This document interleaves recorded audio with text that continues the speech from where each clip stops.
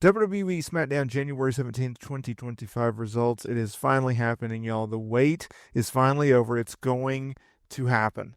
We are about to experience this, and in this video, we are going to break it down. And as always, we're going to get straight to the point. Now, I want to say that there was a lot of interesting developments, and I hope you guys stick around for those. But let's get into the biggest topic. Was it the return of Braun Strowman?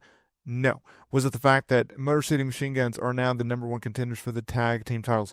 No. Is it the fact that we're going to get Jacob Fatu versus Braun Strowman at Saturday Night's Main Event? No. In fact, the big news coming out of Friday Night SmackDown is the fact that we are getting Charlotte Flair back. Yes, there had been multiple reports, WrestleVotes, PW Wins Fightful, everyone had reported that Charlotte Flair's return to WWE television was imminent. And WWE on this show aired hype vignettes, return teasers, if you will, for Charlotte Flair. There was yachts being shown. There was private jets being shown. She was showcased as above us, a rich mogul, if you will. And that is exactly what I wanted. That is exactly music to my ears, because I have been talking about for months. When we see Charlotte Flair back on television, I don't want to see what we saw beforehand. I don't want to see a babyface Charlotte Flair.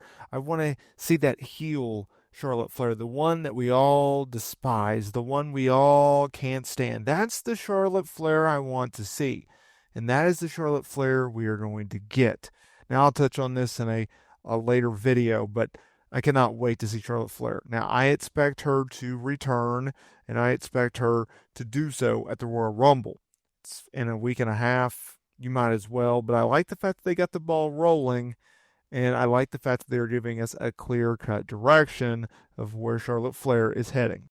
Now let's go all the way back into the opening segment, because Rey Mysterio, he appeared for a promo, and he said that it was felt good to be back in his home city in front of his people and his daughter, and announced that he was entering the men's Royal Rumble match. Mysterio acknowledged the Rumble match was already loaded with likes of Roman Reigns, CM Punk, John Cena, etc., but he was interrupted by Kevin Owens, who ironically will be challenging undisputed WWE champion Cody Rhodes for the championship in a ladder match at the Royal Rumble. Now, Owens, he apologized for interrupting, because no one in this industry has as much as Mysterio and as much respect for Mysterio, but said there's one thing he needed to accomplish to say his career was complete: have a match with Rey Mysterio, which is why he wanted to see Rey Mysterio win the Royal Rumble match so they could have a match at WrestleMania 40. Mysterio thanked Owens for his kind words, but did say that he would be more than glad to face Owens for the title if he won against Cody Rhodes. Owens exploded in anger, but Mysterio told him to chill because he reminded him of Dominic because of his attitude. Owens went after Mysterio, but Mysterio drop-kicked Owens onto the male rope before he rolled out as Mysterio was going for the 619. That set up a later match, and we might as well get into it. So you had, throughout the night, Nick Aldis trying to go and get Cody Rhodes to sign a contract, Kevin Owens to sign a contract, but no avail. Now, Kevin Owens, he went over Rey Mysterio via pop-up powerbomb. After the match, Owens tried to attack Mysterio, did so, and hit a package piledriver. Cody Rhodes came down the ring to make the save. Rhodes and Owens then brawled before Jamie Noble, Jason Jordan, Sean Vari, and a bunch of other referees stepped in and separated them. Nick Aldis revealed to Cody that he and Owens will be forced to give their titles in a contract signing at Saturday Night's Main Event, moderated by WWE Hall of Famer Shawn Michaels. They do this all the time for ladder matches. So, I don't know why. Like, just have them walk out and just put the titles on the little hook, but I digress. They don't want to do that. And that leads us to the next thing.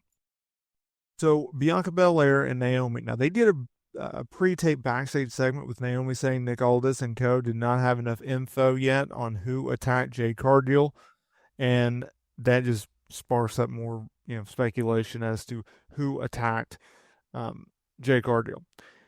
This led to a match. Bianca Belair and Naomi, they went over Candice LeRae and Nia Jax in a non-title match, considering they are the tag team champions. So it is what it is. It's furthering a thing. But I will say this, I'm surprised to see Nia Jax. She's eaten a lot of falls, right? So she lost the women's title to Tiffany Stratton.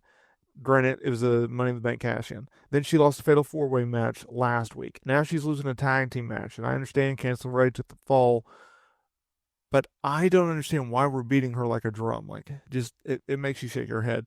There was also a backstage segment with Misha and talking with B-Fab. They did a match later on, or setting up a match with Piper Niven and B-Fab. I won't even get into that because it was so damn brief, but whatever. So Jimmy Uso went over Carmelo Hayes via DQ because the Bloodline, Jacob Fatu and Tama Tonga, attacked Uso, causing the referee to throw out the match. They also attacked Hayes after he tried to partner up with them. This led to Solo Sikoa appearing in the ring for a promo. He was interrupted by the crowd chanting. Solo then took off his suit and walked out of the arena with Fatu and Tonga just looking confused in the ring. Fatu then picked up the microphone, cutting an epic promo in which he said that he was tired of the disrespect, the hate, and the envy and the aid. No one can touch him on his bad day. Fatu said that he did not give a dang if the crowd cheered or booed him, but he would still give them he said he would still get him, and he was just getting started. LA Knight ran out because evidently he's a moron in television because, well, he's attacking two guys at once, but I digress. Numbers game, we got too much. Braun Strowman made his return. Great to see him. He lost almost 40 pounds due to a really bad flu a couple of weeks ago. Came down and made the save, and that was that. So good to see that Braun Strowman is back on television. And main event time, you knew what it was going to be. Tiffany Stratton went over Bayley to retain the Women's Championship. Roxanne Perez, former NXT champion, she was in the crowd. That was an interesting development. I don't know if we're planting the seeds for a call-up for Miss Perez, but I'm down for it. You knew that Bayley wasn't going to win the title back. You knew Tiffany Stratton was just going to beat her.